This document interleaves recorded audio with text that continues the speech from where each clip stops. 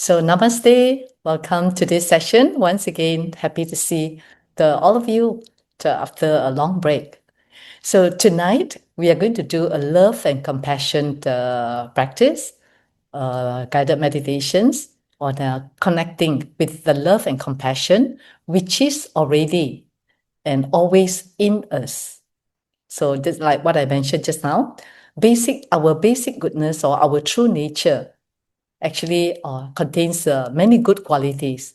And one of the three of the main ones that we always talk about is our awareness, the ability to be present, to be aware of whatever that's going on. And another one is called loving compassion. And the third one is the wisdom. And in our past sessions, we have covered quite a fair bit of all the three qualities. So today we are going to zoom in on loving compassion. And the format that we are going to do is slightly different, where I'm going to do a little bit of explanation, then followed by a short practice, then continue with another part of explanation, and followed by another practice. And so that maybe by doing that, you are able to experience what I shared more deeply. So from there, then we can discuss if there is any questions arise after the practice. We can discuss those questions later. So is that okay? Okay, so let's begin. So love and compassion. So before encountering this teaching, I'm not sure about you, but for me, love and compassion were qualities that, to me, in the past, right? I always think that some people are very loving, some people are very compassionate, okay? But for me, it is something that I think I have to fabricate, I have to cultivate more. I don't see myself as a very loving or compassionate person, to be honest. Okay, of course, I have love, I have compassion, but very selective.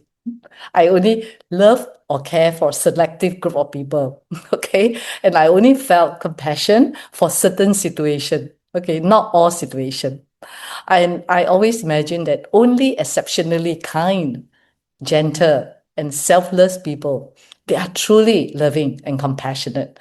And definitely this quality doesn't exist in those criminals or some dictators or very selfish people.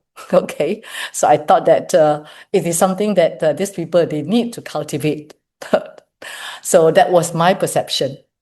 But after listening to the Mingyong Rinpoche, he is my main teacher when it comes to meditation.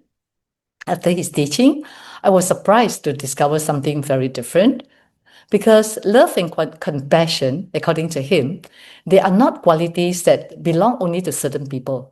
In fact, they are innate qualities of everyone. Innate quality means we are born with it, meaning everybody has it, or not just everybody, every being, okay, including animals, have it. And of course, as human, we are born with this quality. And the reason is, but we don't really know. Okay, because the reason that this love and compassion, they are actually very, very simple and very universal, but because of our wrong perception, like what happened to me, so many of us thought that it's not something that we already have it, we have to create it, or we have to cultivate that, right? So but if you understand the definition, which is, love simply means the wish to be happy and to have the causes for happiness, whereby compassion means the wish to be free from suffering and the causes of suffering. So when we hear this definition, we might ask ourselves, who doesn't want this? Like, can I ask you, how many of you actually wants to have happiness? You just raise your hand, would you? How many of you don't want to suffer? Everyone, right? Yes, everybody wants to be happy and nobody wants to suffer. And that is our innate desire. It's very natural. Even I think animals know how to express that, right? So especially when you look at baby, when they are hungry or they are uncomfortable, what will they do? They cry, right? They call for attention. But when they are content, they are full, they are fed with milk, then they smile. So this is already a natural movement towards a happiness and away from the suffering. So actually, if we look closely, we can actually see this throughout our life. For example, I always give this example of blinking our eyes. Try not to blink your eyes. You open your eyes now and try not to blink your eyes for, say, like 1 minute. And how do you experience? Your eyes strain, right? And you can feel a little bit of discomfort in your eyes. And that's the reason that we blink. Why do we blink? Because we want to escape from the pain and we want to have a little bit of comfort. That's the reason we blink, right? And why do we want to eat and drink? Of course, some of you may say that, oh, we eat for fun. I don't think we eat for fun, right? Of course, food is pleasurable. But if we don't eat, what happens? We feel hungry. We suffer, right? We feel thirsty. Especially those who do the nyonye, the practice, they actually do fasting for 1 day, 2 days. It's quite unbearable. So the reason we eat also, we want to avoid suffering and we want to be happy, right? And why do we work? We work because most of us, we need the money. We need money to pay the bills because we hope that money will provide us some sense of comfort or even security or even opportunity for happiness, right? So, and some people, they go for relationship. We want friendship because we don't want to feel lonely. We want love. We want acceptance. So if you examine closely in every areas of our life, everything that we do with the intention to want to avoid suffering and we want to be happy. So just imagine if you see it in yourself, do you think that you can also experience, people also feel the same? They do, right? Everybody, just like us, they do certain things because they think that by doing that thing, it will make them happy and relieve them from suffering. So when you understand that aspect, you understand you become more tolerant, more forgiving.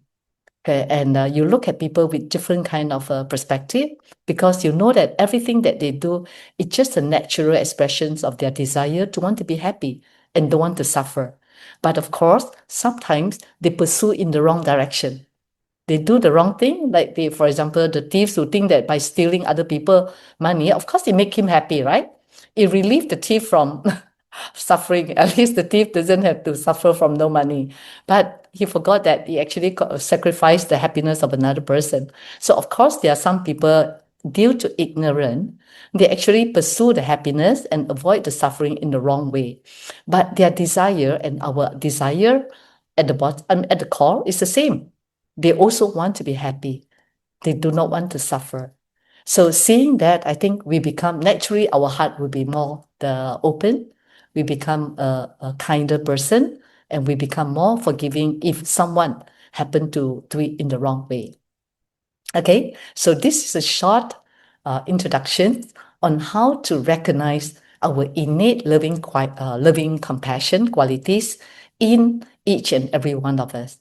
So with that, I would like to invite you to do a short practice, see whether you are able to recognize that quality in you as well. So, okay, let's find a comfortable position. Okay, allow your body to relax. Sit in a way that you feel relaxed, yet awake, with your spine relatively straight.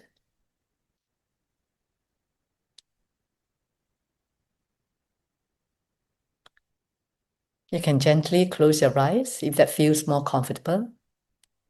Again, this is one way for you to recognize what truly makes you feel good, feel happy.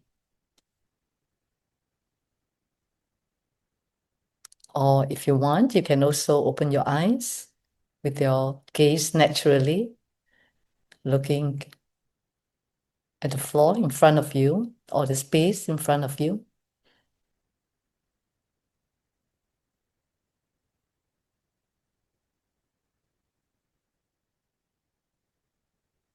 The next moment, there's nowhere to go, nothing to accomplish.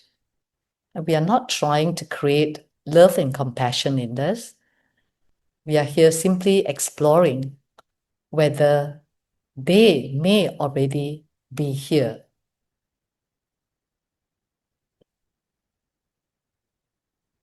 So take a moment to bring your mind back to the body.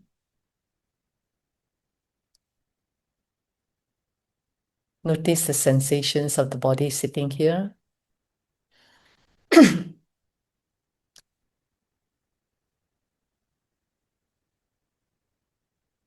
The contact with the chair or the cushion. Feel the weight of your body.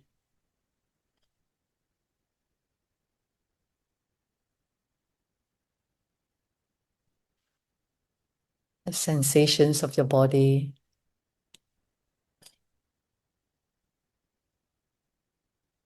Simply allow yourself to arrive here.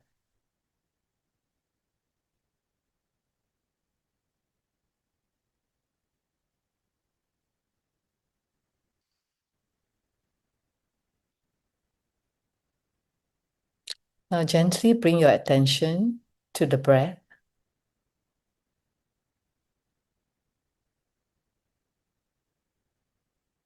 Just notice the natural movement of your breath without forcing the breath or changing the breath in any particular way.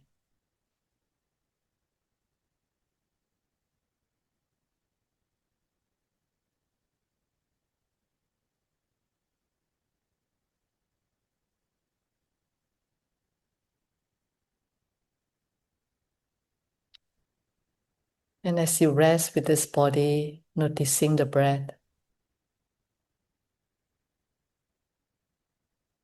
and see if you could recognize how much care and love is already happening naturally.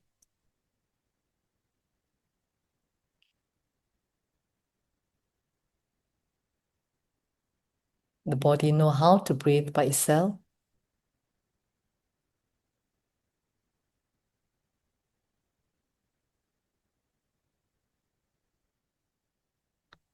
The breath continue with or without your instructions.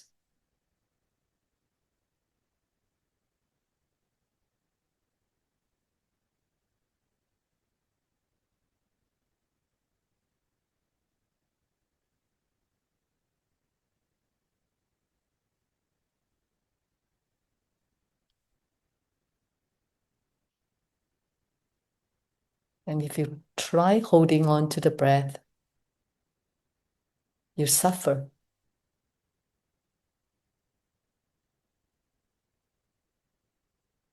And when you allow the breath to be natural, you feel happy.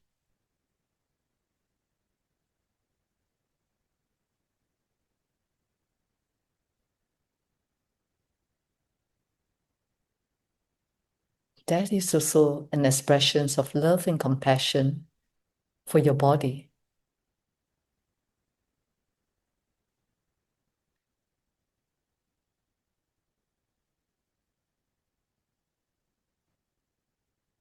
The heart beats by itself.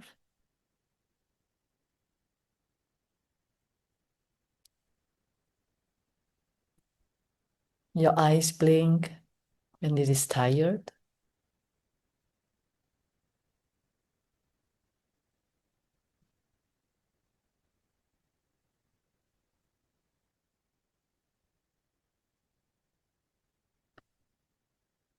And you adjust your body when you feel there's some discomfort.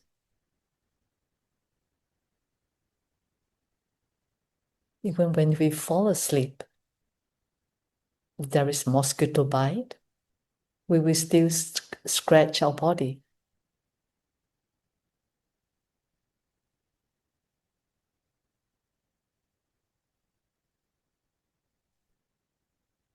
All these are natural expressions of our body or ourself that's seeking for happiness and don't want to suffer.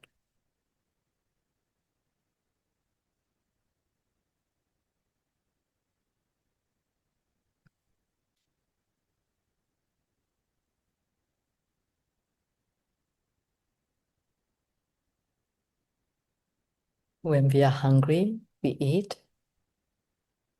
thirsty, we drink. We wash ourselves because we want to feel clean.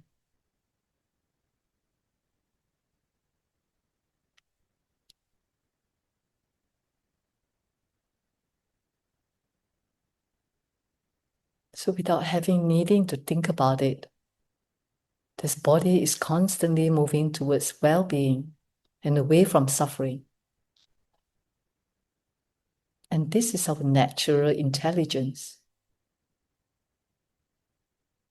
the natural care, the simple expressions of love and compassion already present within us.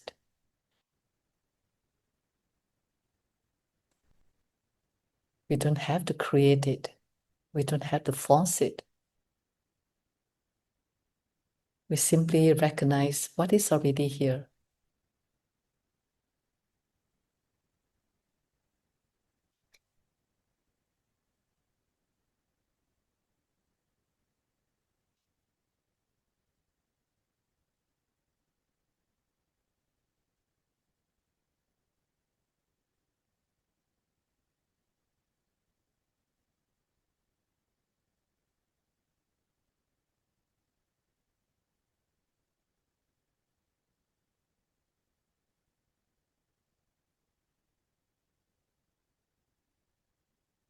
Okay.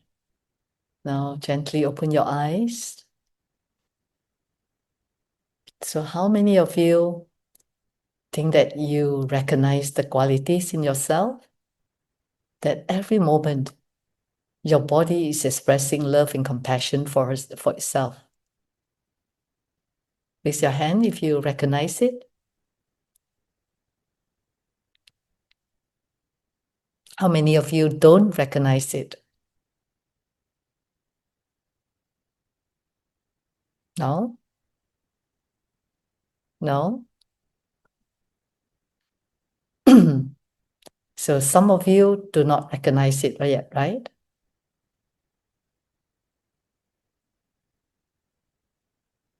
Okay.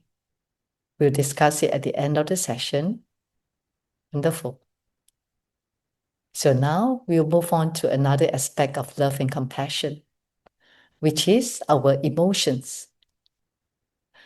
I'm not sure about you, but sometimes how many of you actually judge yourself when you have difficult emotions or negative emotions? For example, when you start to feel angry or you hate someone, or when you start to feel jealous of someone, or when you feel that you don't have compassion for other people. How many of you start to judge yourself and you don't like yourself feeling that way? Yes, right? I think we all have that kind of so-called negative emotions, right? But sometimes we thought that those emotions are not good, okay? Because we even label them as negative emotion. We feel depressed or we feel sad and stuff like that. But and the worst thing is we start to judge ourselves. We start to see those emotions as our enemy. We don't want to, because as a Dharma practitioner, especially, if you try to be kind and learning to be a good person, at the same time, all these negative emotions arise so easily. So how do I justify that, right? So sometimes, personally, I had that feeling as well. So in the past, whenever this kind of negative emotions arrive, I will try to avoid it or push away or try to correct it or suppress it. Or I think at the bottom of it, I actually judge myself. Okay. So which of course doesn't make me feel good about myself at the end of the day. But again, after understood this teaching, I understand that even our difficult emotion can be understood in this way. Because when anger arises, for example, sometimes if we look deeper at the bottom and underneath or beneath all this anger, for example, there is a desire to want things to be different. We want things to be our way. And when things don't go our way, we think that we will suffer. So because of that, we start to get upset or angry or get frustrated, right? And sometimes when sadness arises, if we look deeply, beneath the sadness, actually, there's love and care. Because we care for something, we love something so much, when the things are not well, then we feel sorry for the person, for example. So we start to feel sad. So beneath the sadness is actually love and care. And when sometimes worries happen, it's because we long for safety. We want certainty, we want security. So when things look uncertain, then naturally anxiety arises. So when anxiety arises, it's again another expression that tells us that we don't want to feel unsecured. We want security. We are looking for happiness. And even when our minds, or sometimes we have a lot of wandering thoughts, because our mind is looking for something more exciting, more interesting. If you feel boredom, for example, in this meditation, because your mind is trying to tell you, this is no fun, I want to look for happiness. So the mind want to go somewhere else. So it's actually another expression of loving compassion from deep down from your core. So when you understand this, you will realize that actually there's no point judging or reject any of these emotions, because they're just natural expression of our love and compassion, right? So with this recognition, anytime when negative emotion particularly arise, we don't have to block them anymore. We just have to make friends with them, recognize them, and try to understand, what are they looking for? What sort of happiness are we looking for? What sort of suffering that we try to avoid? With this understanding, again, we will look at our negative emotions with different perspective. Okay, so with that, let's do a little bit of a meditation and see whether we are able to feel or look deeply within, beneath our emotions or not. So again, adjust your posture. So when you adjust your posture, recognize that that is also another expression of wanting to seek comfort and don't want to suffer. So it's something that we have to recognize, and we have to practice trying to recognize them in our day-to-day life. So again, take a deep breath.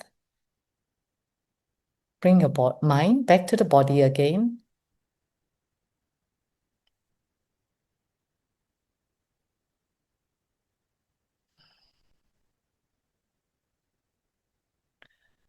Feel the presence of the body.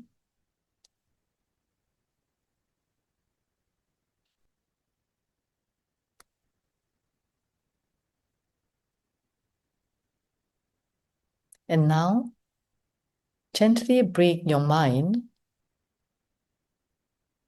to a recent emotional experience.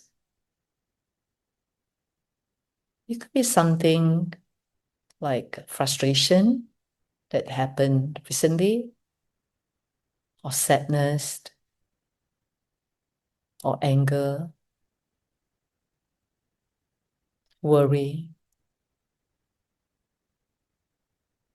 loneliness, or sense of disappointment.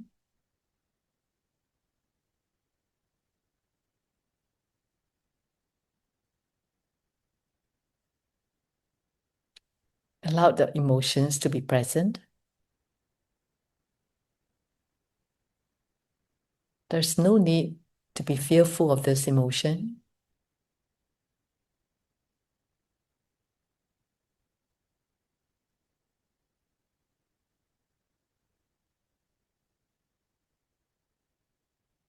There's nothing to fix or nothing to get rid of.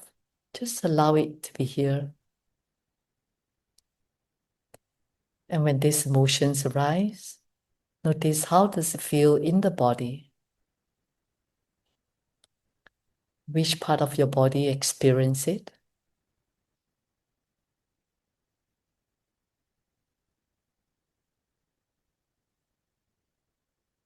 Maybe you feel the tightness in your throat or your chest,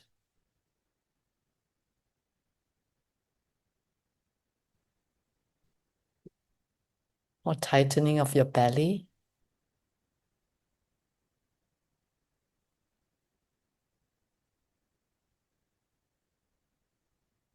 feel the emotions fully.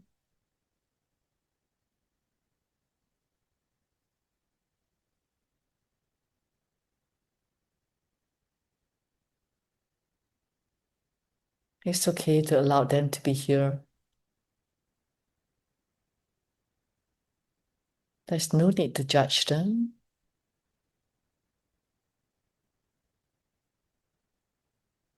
And now try to become curious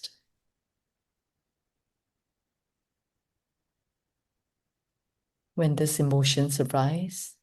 What was I wanting?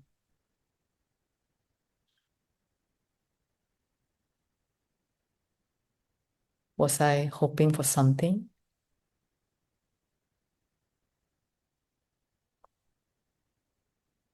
Was I trying to protect myself or avoid something?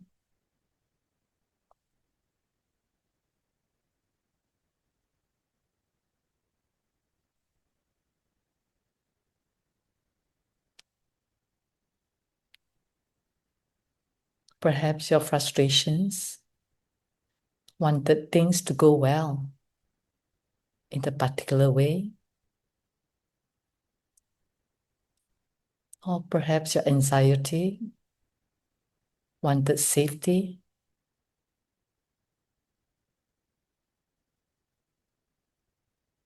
Your sadness, it could be due to something you cared for deeply.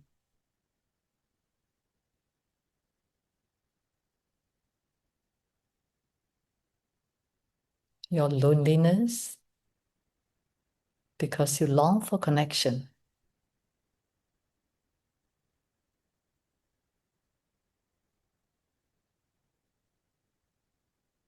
And your anger, wish for something fair or understanding.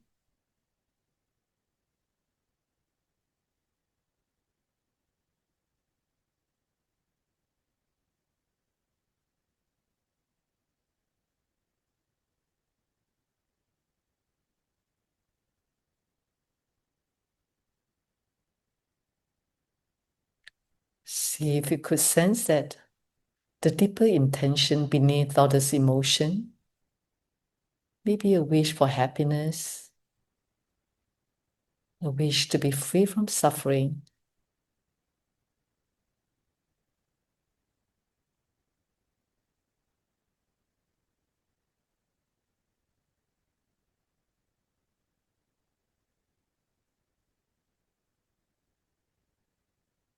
Maybe emotion is just a movement of love, an expression of compassion for ourselves.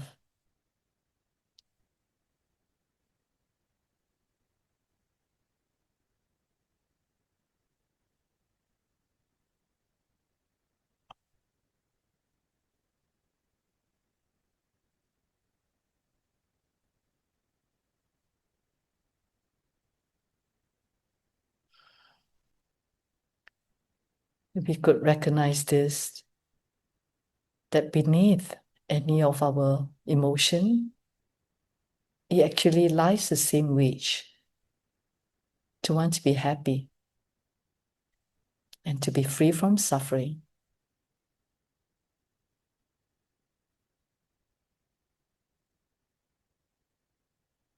And rest with this understanding.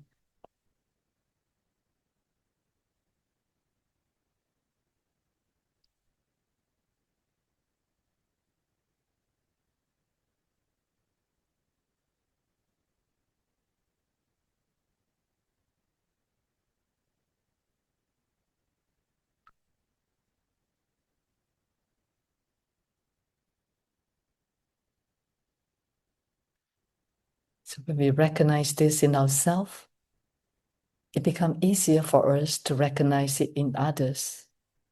Because just like me, every person also wants happiness and does not want to suffer. So this will naturally soften our heart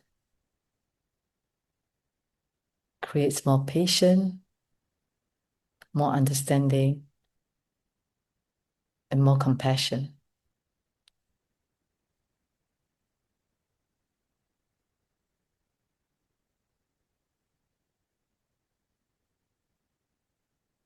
So gradually, if you are able to open up this to all beings, including our loved ones, the strangers, people on the street, and even towards enemies, if we have, and all beings in the entire universe, we will begin to feel that this place or this earth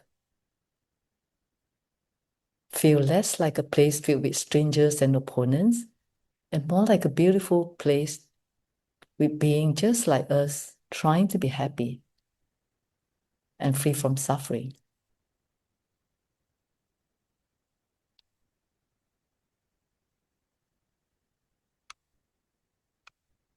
Okay. So with that, gently feel the body again and open your eyes when you're ready.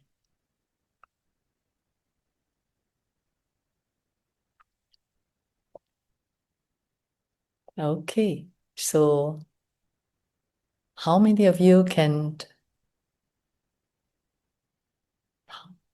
what stood out for you? Or how many of you can recognize this wish to be happy and free from suffering when you do the practice?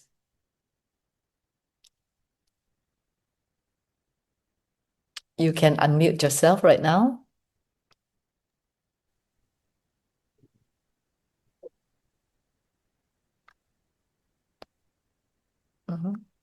Yes, yes. How many of you find it challenging to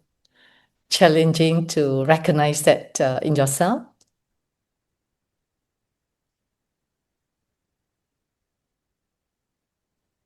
We can have a short few minutes discussion or Q&A if you have any. It's quite easy. For me, it's quite easy to. Okay. Is this your first time doing this practice? As in like really understand that this is your own innate qualities? It's Okay. more easier to find it. And you find it easy to recognize? Yes. Right. And are you able to also see it in other people as well? If you Yes. use this, okay, wonderful. Okay, what about the rest?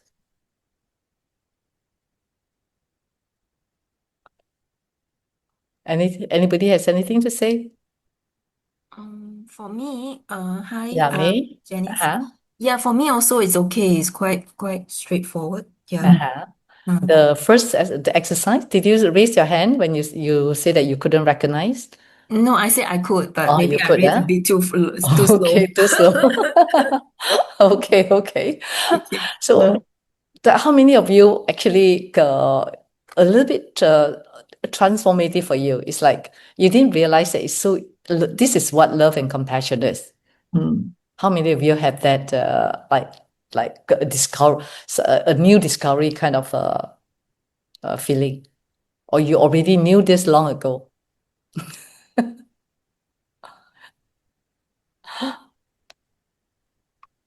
I think I knew it like before, but this time it's more straightforward. More Like straightforward, I think that more Okay. straightforward. Yeah, Yeah. I think I discussed this Yes. in our previous Yes. sessions, but I think more like a passing remark from Mm. me.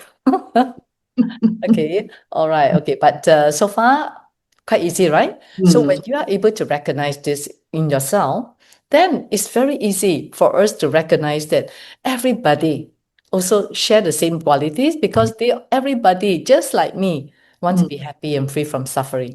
So suddenly, you may be able to see the connectivity with the connection or the shared humanity among yourself and other people. Because all, regardless of their race, the color, their language, okay, their background, their religious background, their nationality, everybody, every being, even animal, also trying to avoid suffering, Mm. right? They also want to be happy. So why do we have to kill animal? Why do we have to kill mosquito?